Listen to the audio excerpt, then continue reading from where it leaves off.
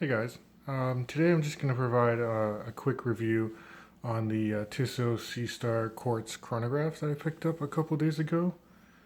The model number on this guy is T0664171104-700.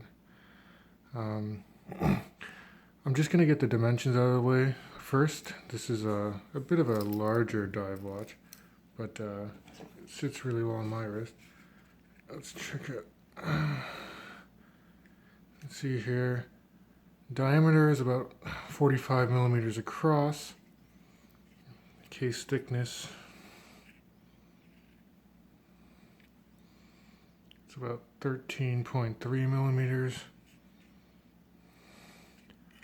The lug width for this watch is 22 millimeters. It's a decent size. And then lug to lug, we got 50 millimeters lug to lug. So with that out of the way, let's just quickly go through the layout of this watch and the dial here. So you can see there are 3 subdials, and then the chronograph second hands at the 12 o'clock position. So you can see at the 6 o'clock, the bottom subdial there is actually the seconds hand. And you can see it's ticking the seconds right now. And then you have 2 other subdials on the left, closer to 9 o'clock.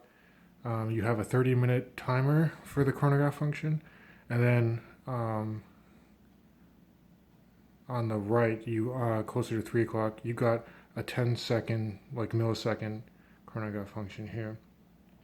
And the way the chronograph function works is on these pushers, these extra pushers here on the top and bottom, and then the crown. Now the crown itself is a screw-down crown, 300 meters water resistant. The pushers themselves are also, they're screw-down pushers too, which is kind of neat. And to start the chronograph function, you just press the top one here, and you can see the chronograph second hand at 12 o'clock starts ticking away.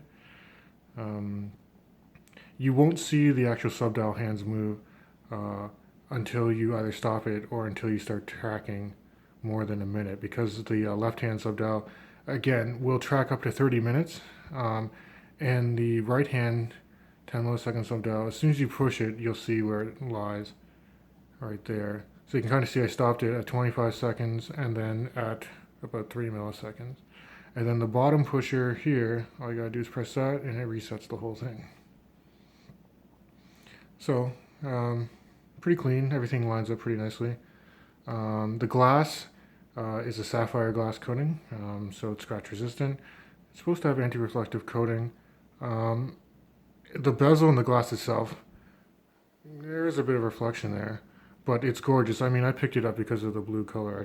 Blue's my favorite color and I love it. And you can also see the bezel. It's a unidirectional timer bezel. You get some nice satisfying clicks there. I will say there is a little play, nothing terrible though, but you get that nice ratcheting sound there, and everything does line up. Yep, which is pretty nice. And then maybe I'll just move around the watch and show you the bracelet and the case back now too. So it did come on this nice bracelet. So it's like it's a combination between a polish and brushed finish on it. You can kind of see the clasp. It's a fold-over secure clasp. It's signed with a T for Tissot. If you open that up, if you look at this section here, it's actually a diver's extension. So you don't always need to have this one unlock with a clasp. But if you were to go diving and you're wearing a wetsuit, you can deploy that to gain a little extra room here. So the bracelet's it's pretty decent. It's not the best in the world, but now looking at the case back here, you can see it's signed with Seastar and the Seahorse. It's a screw-down case back, which is good. Helps it keep that 300 meter water resistance. And I'll just slap it on the wrist now too, just so you can kind of see how it wears. I'm gonna check that out. It sits pretty nicely on my wrist. Again, I have a big wrist. It's 7¼ inches across.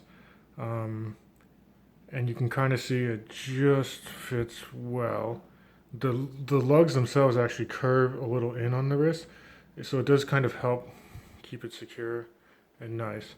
I would advise people with smaller wrist sizes, like below 7 inches or like 6.5, it's more standard.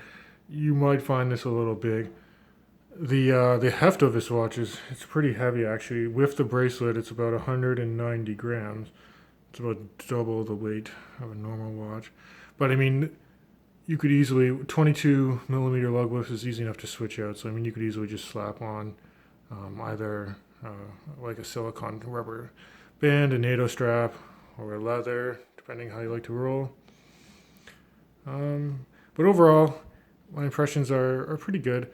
Again, I will caution though, it is a little on the larger side.